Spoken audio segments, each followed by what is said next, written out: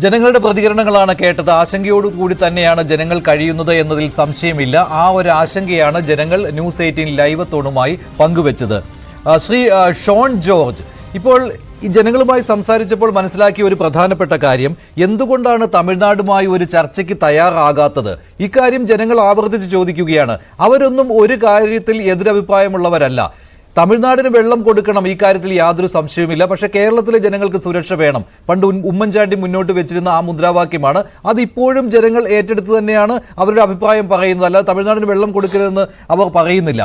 അപ്പോൾ ഈ വിഷയം വരുമ്പോൾ അവർ ഉന്നയിക്കുന്ന രണ്ടാമത്തെ കാര്യം, ഇപ്പോൾ സംസ്ഥാന സർക്കാരും തമിഴ്നാട് സർക്കാരും തമ്മിൽ നല്ല ബന്ധമാണ്.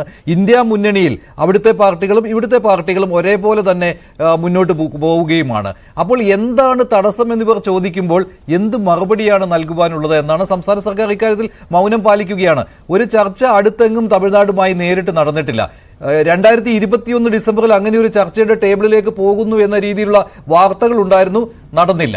ഇപ്പോഴും തമിഴ്നാട് മുല്ലപ്പെരിയാർ അണക്കെട്ടിലെ ജലനിരപ്പ് കൂട്ടുവാനുള്ള തീരുമാനവുമായി തന്നെ മുന്നോട്ട് പോകുന്നു. കേരളമാകട്ടെ പുതിയ ഡാം എന്ന ആശയം മുന്നോട്ട് വെക്കുന്നു. അതിന് തമിഴ്നാടിന്റെ അനുമതിയില്ല, കേന്ദ്ര സർക്കാരിന്റെ പാരിസ്ഥിതിക അനുമതിയും കിട്ടിയിട്ടില്ല. പിന്നെ എങ്ങനെ സൊല്യൂഷൻ എന്നാണ്? അതാണ് ജനങ്ങൾ ചോദിക്കുന്നത്. എന്തുകൊണ്ട് ചർച്ച നടക്കുന്നില്ല എന്ന്, എന്ത് തടസ്സമാണ് അതിനുള്ളത്?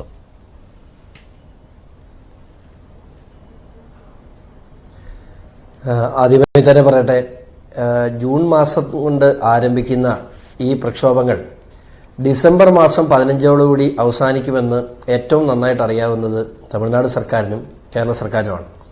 ഇപ്പോൾ ചപ്പാത്തിൽ പ്രക്ഷോഭം ഉണ്ടായി. ഞാൻ തന്നെ ചപ്പാത്തിൽ 2011-ലും 2006-ലും ഒക്കെ, 2006 റിലേ സത്യാഗ്രഹവും വണ്ടിപ്പെരിയാറിൽ 2011 ചപ്പാത്തിൽ ഇപ്പോഴത്തെ ജലവിഭവ വകുപ്പ് മന്ത്രി ശ്രീ റോഷി അഗസ്റ്റിനും അന്നത്തെ MLA ES ബിജിമോൾ ഉൾപ്പെടെ പുതിയ ഡാം വേണമെന്ന് ആവശ്യപ്പെട്ടുകൊണ്ട് അനിശ്ചിതകാല നിരാഹാരം അനുസരിച്ച് ഞാൻ ഇപ്പോഴും ഓർക്കുന്നു. അപ്പം ഇപ്പോൾ ഉണ്ടായിട്ടുള്ള സാഹചര്യം എന്ന് പറയുന്നത്, വയനാട്ടിലുണ്ടായിട്ടുള്ള ദുരന്തത്തെ നേരിട്ട് മാധ്യമങ്ങളിലൂടെയും അല്ലാതെയും നേരിട്ട് കണ്ടിട്ടുള്ള കേരള ജനതയ്ക്ക് സമാനമായ ഒരു ദുരന്തം മുന്നിൽ കാണുന്നു. മാത്രമല്ല, മുല്ലപ്പെരിയാറിന്റെ സുരക്ഷയെ സംബന്ധിച്ച് വലിയ ആകുലതകൾ ചർച്ച ചെയ്യപ്പെടുന്നു. നമുക്ക് ഇപ്പോൾ കഴിഞ്ഞ ദിവസം മന്ത്രി പറഞ്ഞു, നിലവിലത്തെ അവസ്ഥയിൽ ഒരു ഭയപ്പാടിന്റെ ആവശ്യമില്ല, സുരക്ഷിതമാണ്.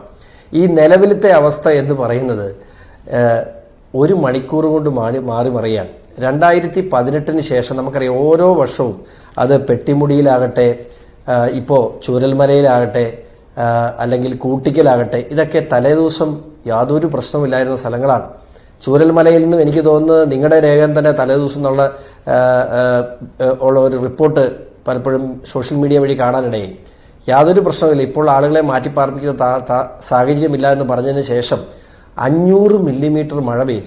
ഈ 500 മില്ലിമീറ്റർ മഴ ഈ മുല്ലപ്പെരിയാറിന്റെ വൃഷ്ടിപ്രദേശത്ത് നാളെ ഉണ്ടാകില്ല, നാളെ കഴിഞ്ഞുണ്ടാകില്ല എന്ന് ഉറപ്പു പറയാൻ കേന്ദ്ര കാലാവസ്ഥാ നിരീക്ഷണ വകുപ്പിനോ എന്തിന് സംസ്ഥാന ദുരന്ത നിവാരണ അതോറിറ്റിക്കോ കഴിയില്ല. കാരണം അത് പ്രിഡിക്റ്റബിൾ അല്ല.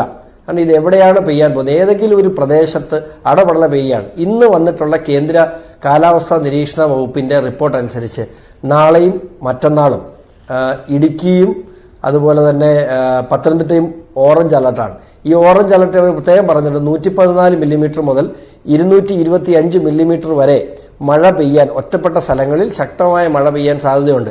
അങ്ങനെ ഒരു മഴയും ഇത്തരത്തിൽ ഇപ്പോൾ നമ്മൾ ചൂരൽമലയിൽ കണ്ട പോലെ സമാനമായ ഒരു മണ്ണിടിച്ചിലും ഈ വൃഷ്ടിപ്രദേശത്ത് എവിടെയെങ്കിലും ഉണ്ടായുള്ള അവസ്ഥ എന്താണ്? ഇത് ഉണ്ടാകരുത് എന്ന് പ്രാർത്ഥിക്കുന്നവരാണ് ഞാനും നിങ്ങളും, എന്നെ ഈ കേൾക്കുന്ന ഓരോരുത്തരും. പക്ഷെ ഇത് ഉണ്ടാകില്ല എന്ന് പറയാൻ കഴിയില്ല. നമുക്ക് എന്തുകൊണ്ട് പറയാൻ പറ്റണം? 100% സുരക്ഷിതമാണ് എന്ന് നമുക്ക് ഉറപ്പ് പറയാൻ പറ്റാതെ ഏറെക്കുറെ കേരളത്തിന്റെ 1/3 പോപ്പുലേഷനെ നേരിട്ട് ബാധിക്കുന്ന ഒരു വിഷയം. ഇപ്പൊ ഞാൻ മുമ്പ് പറഞ്ഞാലേ, ചൂരൽമലയിൽ നമ്മൾ പട്ടാളത്തെ വിളിച്ചുകൊണ്ട് ബെയിലിപ്പാലം ഉണ്ടാക്കി. ഇവിടെ ഈ ഡാമിന് എന്തെങ്കിലും സംഭവിച്ചു കഴിഞ്ഞാൽ ബെയിലിപ്പാലം 100 കിലോമീറ്ററിൽ പണിയേണ്ടി വരും. കാരണം കേരളത്തിലെ ഒരു അറ്റവും അരയറ്റവും തമ്മിൽ മുട്ടിക്കാൻ 100 കിലോമീറ്റർ ഗ്യാപ്പ് ഉണ്ടാവും. ഞാൻ ഭയപ്പെടുത്തുകയല്ല, പക്ഷേ ഈ സാഹചര്യത്തെ ഞാനിപ്പോൾ സൂചിപ്പിച്ച പോലെ തന്നെ ഇതിനൊരു രാഷ്ട്രീയ തീരുമാനമുണ്ടാകണം. കാരണം സുപ്രീം കോടതിയുടെ പരിഗണനയിൽ കഴിഞ്ഞ കാലങ്ങളിൽ പല കാലഘട്ടങ്ങളിലായിട്ട് ഇതിനെ ബലപ്പെടുത്തുകയും ബലമുണ്ടെന്ന് സുപ്രീം കോടതി വിധിക്കുകയൊക്കെ ചെയ്ത നിരവധി സാഹചര്യങ്ങൾ 2014 ഉണ്ടായിട്ടുണ്ട്. ഇപ്പോൾ വീണ്ടും സുപ്രീം കോടതിയുടെ പരിഗണനയിലേക്ക് ഈ വിഷയം വന്നിട്ടുണ്ട്. 2022 ഒരു സ്വകാര്യ പരാതിയിന്മേലാണ് ഇതിന്റെ പഠനം നടത്തണമെന്ന് ആവശ്യപ്പെട്ടുകൊണ്ട് സുപ്രീം കോടതി ഉത്തരവ് വന്നത്. അതിന്റെ ഒരു എക്സിക്യൂഷന് വേണ്ടി പോലും ശ്രമിക്കാൻ സംസ്ഥാന സർക്കാർ തയ്യാറായില്ല. ഞാൻ പറഞ്ഞത് ഈ കോടതിയുടെ പരിഗണന നിൽക്കുന്ന ഈ വിഷയത്തെ, അതും ഏറ്റവും അടുത്ത് ഇവിടെ എന്തെങ്കിലും വിശേഷമുണ്ടെങ്കിൽ അവിടുന്ന് തമിഴ്നാട് മുഖ്യമന്ത്രി ഇങ്ങോട്ട് വരികയും അവിടെ എന്തെങ്കിലും വിശേഷമുണ്ടെങ്കിൽ ഇവിടുത്തെ മുഖ്യമന്ത്രി അങ്ങോട്ട് പോവുകയും ചെയ്യുന്ന തോളോട് ചേർന്ന് പ്രവർത്തിക്കുന്ന രണ്ട് വ്യക്തികൾ, അവർ ഒരുമിച്ചിരുന്ന തീരാത്തതായ ഒരു പ്രശ്നമില്ല. ഒരു കാര്യം കൂടി ഷോൺ, ആ വിഷയത്തിലേക്ക് വന്നുകൊണ്ടാണ് നമ്മൾ ചർച്ച ചെയ്യുന്നതും ആ വിഷയമാണ്. അതായത് കേരളവും തമിഴ്നാടും തമ്മിലുള്ള ചർച്ചയ്ക്ക് തടസ്സം എന്താണെന്ന് സുപ്രീം കോടതി 2014 ജഡ്ജ്മെന്റിൽ തന്നെ പറയുന്നുണ്ട്. ഈ പകരം സംവിധാനം എന്തൊക്കെയാണ് എന്നതിൽ ചർച്ചാ വിഷയമായ കാര്യങ്ങൾ അവിടെ വാദത്തിന് വന്നപ്പോൾ ആ കാര്യങ്ങൾ എടുത്തു പറഞ്ഞുകൊണ്ട് വിധിന്യായത്തിൽ തന്നെ പറയുന്നുണ്ട്. എംപവേർഡ് കമ്മിറ്റിയുടെ ഈ 2 നിർദ്ദേശങ്ങൾ, അതിലൊന്ന് എന്ന് പറയുന്നത് ഈ മുല്ലപ്പെരിയാർ അണക്കെട്ടിലെ ജലനിരപ്പ് എന്നും താഴ്ത്തി വെക്കാൻ ഉതകുന്ന രീതിയിലുള്ള ടണൽ പണിത് അതിലൂടെ വെള്ളം തമിഴ്നാടിന് കൊടുക്കുക എന്നുള്ളതാണല്ലോ. ഇപ്പോഴത്തെ 115 അടിയിൽ നിന്നും താഴ്ത്തി ഒരു 90 അടി വരെയെങ്കിലും താഴ്ത്തിയുള്ള ടണൽ നിർമ്മാണം, അങ്ങനെ മുല്ലപ്പെരിയാർ അണക്കെട്ടിൽ നിന്ന് വെള്ളം കിട്ടുകയും ചെയ്യും തമിഴ്നാടിന്. അതേ സമയത്ത് തന്നെ റിസർവോയറിലെ ജലനിരപ്പ് 136 അടിയിൽ കൂടുകയും ഇല്ല, അതിനേക്കാൾ താണു തന്നെ എപ്പോഴും ഇരിക്കുകയും ചെയ്യും.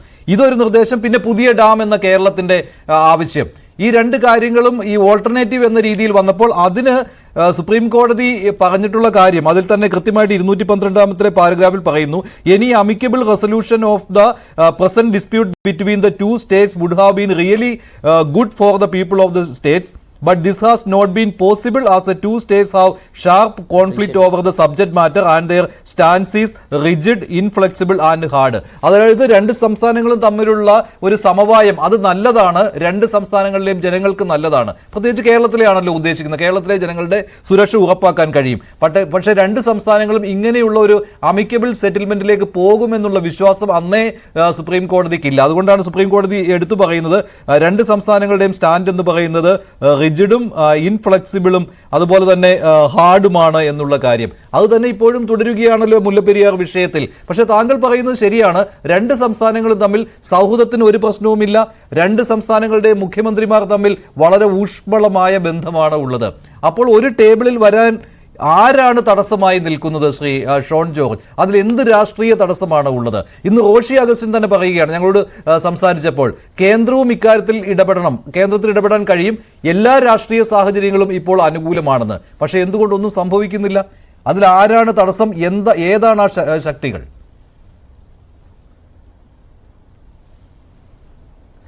പ്രത്യേകിച്ച് എടുത്തു പറയട്ടെ, ഇവിടെ എന്തെങ്കിലും നടക്കില്ല, ഇവിടെ എന്തെങ്കിലും ചെയ്യാനില്ലെങ്കിൽ ഉടനെ കേന്ദ്രം ഇടപെടണമെന്ന് പറഞ്ഞിട്ട് ഇവിടെ വളരെ വളരെ സുതാര്യമായി ഉഭയകക്ഷി ചർച്ചയിലൂടെ പരിഹരിക്കാവുന്ന ഒരു വിഷയം മാത്രമല്ല, ഇതിനൊരു വൈകാരിക തലമുണ്ട്.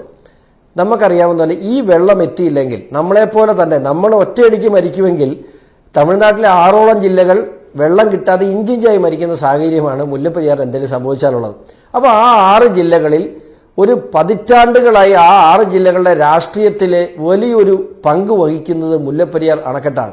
ഇന്നലെ മിനിങ്ങാന്ന് ആകട്ടെ, ഇന്നിവിടെ ലോവർ പെരിയാറിൽ മിനിങ്ങാന്ന് തമിഴ്നാടിന്റെ സമരമുണ്ടായിരുന്നു. അപ്പോൾ ഞാൻ പറഞ്ഞത്, ആ ജനതയെ അവരെ പല രീതിയിലും തെറ്റിദ്ധരിക്കപ്പെട്ടിട്ടുണ്ട്. അത് എപ്പോഴും അവർക്കുള്ളിലെ തമിഴ് രാഷ്ട്രീയം എപ്പോഴും ഈ 6 ജില്ലകളിലെ രാഷ്ട്രീയം മുല്ലപ്പെരിയാറുമായി നേരിട്ട് ബന്ധപ്പെട്ടാണ് നിൽക്കുന്നത്. അതുകൊണ്ട് തന്നെയാണ് ഇതിനകത്തൊരു രാഷ്ട്രീയ തീരുമാനമെടുക്കാൻ പലപ്പോഴും അവിടെ ഭരിക്കുന്ന രാഷ്ട്രീയ പാർട്ടികൾ കഴിയാൻ പോകുന്നത്. ഞാൻ പറയുന്നത്, നിങ്ങളുടെ ഒരു തുള്ളി വെള്ളം കേരളത്തിന് വേണ്ട, പുതിയ കരാറുകളുടെ പ്രശ്നമില്ല, അവിടെ മുഴുവൻ വെള്ളവും, നിങ്ങൾക്ക് അർഹതപ്പെട്ട മുഴുവൻ വെള്ളവും ഞങ്ങൾ നിങ്ങൾക്ക് നൽകും. എന്തുകൊണ്ട് കേരളത്തിന്റെ മുഖ്യമന്ത്രി തമിഴ് ജനതയെ അഡ്രസ് ചെയ്തുകൂടാ? തമിഴ് ജനതയോട് പറയാം. അവർക്കത് പറയാൻ പറ്റില്ല, കാരണം പറഞ്ഞാൽ അവരുടെ രാഷ്ട്രീയത്തെ ബാധിക്കും. അത് DMK ആണെങ്കിലും ADMK ആണെങ്കിലും ഇവിടെ മുല്ലപ്പെരിയാറിന് കീഴടങ്ങി, അല്ലെങ്കിൽ കേരളത്തിന്റെ ഒരു ഡിമാൻഡ് ഡാം പണിയാന്നുള്ളതാണ്. ആ ഡാം പണിയാന്നുള്ള ഡിമാൻഡിനെ അംഗീകരിച്ചു കൊടുത്താൽ അത് അവരുടെ രാഷ്ട്രീയത്തെ ബാധിക്കും. ഇത് പ്യുവർ രാഷ്ട്രീയമാണ്.